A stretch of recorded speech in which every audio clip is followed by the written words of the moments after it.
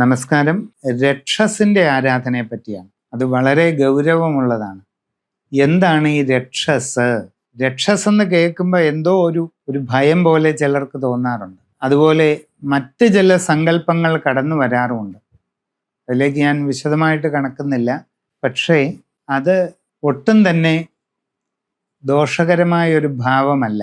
രക്ഷസിനെ പറ്റി പറയുന്നത് കാശ്യപ പ്രജാപതി, അദ്ദേഹം ദക്ഷന്റെ മകളായ മുനി എന്ന സ്ത്രീയെ വിവാഹം കഴിച്ചു.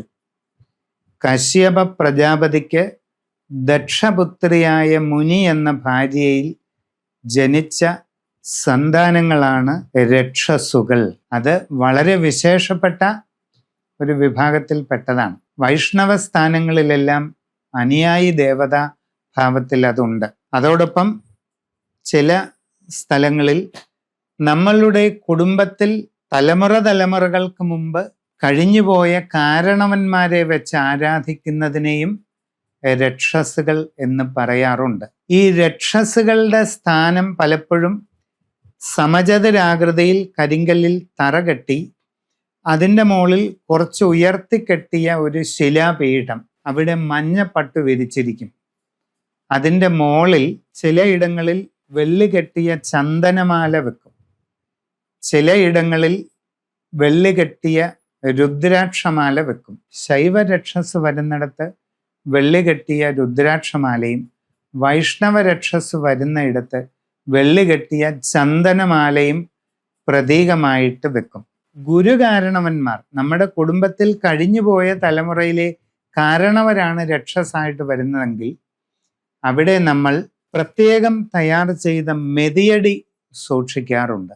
ഇങ്ങനെ രക്ഷസിൻ്റെ പ്രതിബിംബമായിട്ട് പലതും വെക്കാറുണ്ട്. ശൈവരക്ഷസിന് വറപൊടി, അവലോസുപൊടി, കരിക്ക് പിൻഭാഗം വെട്ടി അതിൽ മലർപ്പൊടി ലയിപ്പിച്ച നിവേദ്യം, ചില സ്ഥാനങ്ങളിൽ കരിക്കിൻ്റെ അകത്ത് തേനൊഴിച്ച് നിവേദ്യം ഒക്കെ ചെയ്യാറുണ്ട്. വൈഷ്ണവരക്ഷസ്, പ്രത്യേകിച്ച് ദേവസ്വഭാവത്തിലുള്ള രക്ഷസാണെങ്കിൽ പാൽപ്പായസം തന്നെ നിവേദിക്കാറുണ്ട്. ബ്രാഹ്മണ കുടുംബങ്ങളിൽ പൂർവികർ പിൽക്കാലത്ത് രക്ഷസ് എന്നുള്ള സ്ഥാനത്ത് വരുന്നതിനെ ബ്രഹ്മരക്ഷസ് എന്നും പറയും. അവിടെയും പാൽപ്പായസം നിവേദിച്ച് വിഷ്ണു സമാനമായ ഒരു ലഘുപൂജാ വിധാനം ചെയ്യാറുണ്ട്. ഇതൊക്കെ തന്നെ പലയിടങ്ങളിലും പല രീതിയിൽ വ്യത്യാസപ്പെടുന്നുണ്ട്. സാമാന്യമായ ഒരു ലളിതമായ ആചാരത്തെപ്പറ്റി പറയുന്നതേ ഉള്ളൂ. നിങ്ങളുടെ നാട്ടിൽ നിങ്ങൾ കണ്ടിരിക്കുന്നത് ചിലപ്പോൾ ഇതിൽ നിന്ന് വ്യത്യസ്തമായിരിക്കാം. എന്തായാലും ഇതുവരെ പറഞ്ഞ വിവിധ ഉപദേവതാ ഭാവങ്ങളോട് തുല്യത പ്രാപിക്കുന്നതാണ് രക്ഷസ് എന്നുള്ള സങ്കല്പവും ആരാധനയും. അതും നിങ്ങളുടെ കുടുംബത്തിലുണ്ടെങ്കിൽ ഏറ്റവും ഭക്തി ആദരപൂർവം അത് തുടർന്ന് ചെയ്യുക.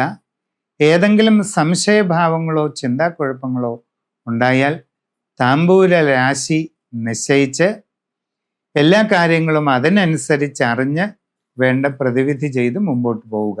നമസ്കാരം.